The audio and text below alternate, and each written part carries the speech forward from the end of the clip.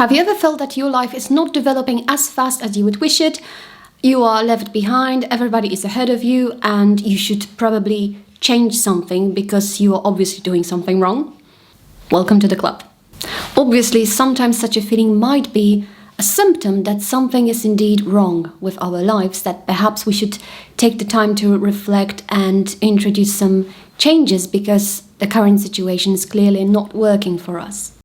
You might say it's about lack of patience, it's about having such a great longing, yearning for something that you just can't wait for this to happen, but I think it can also be something else. It can be lack of trust that something is actually happening in your life.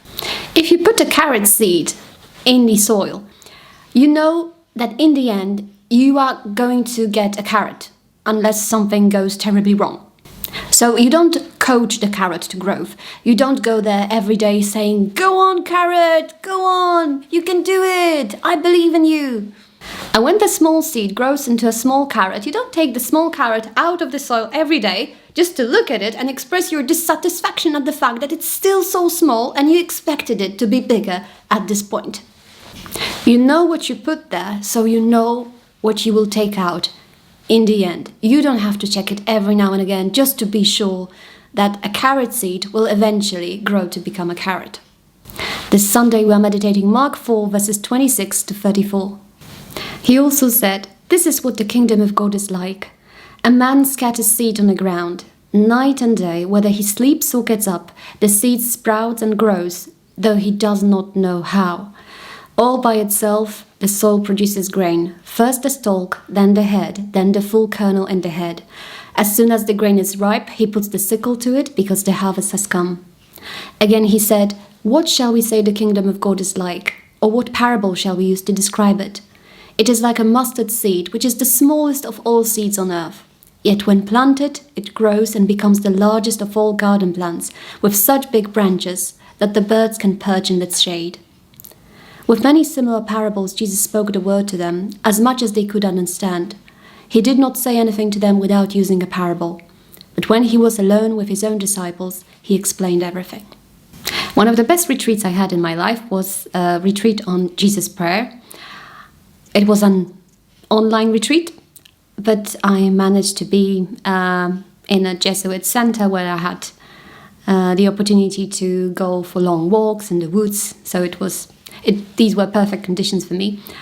And some of the teachings I got were that I need to let God pray in me, let God work in me, and it's not really me doing the job. It's just letting God be God and just receiving. So it is really hard to do, especially when you have the nature of an achiever, somebody who does things, somebody who needs to know whether I'm doing something right, whether I'm doing something wrong, what else can I do, what more can I do. So on the one hand, it was terrible for me, but on the other hand, it was a real relief to be able to say, okay, I'm letting go, I'm just going for walks, I'm just taking all that nature in, and I'm curious what will happen.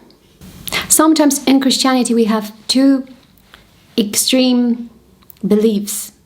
Neither of them is healthy. One of them is working out your salvation in a way that you save yourself, which is not a Christian belief.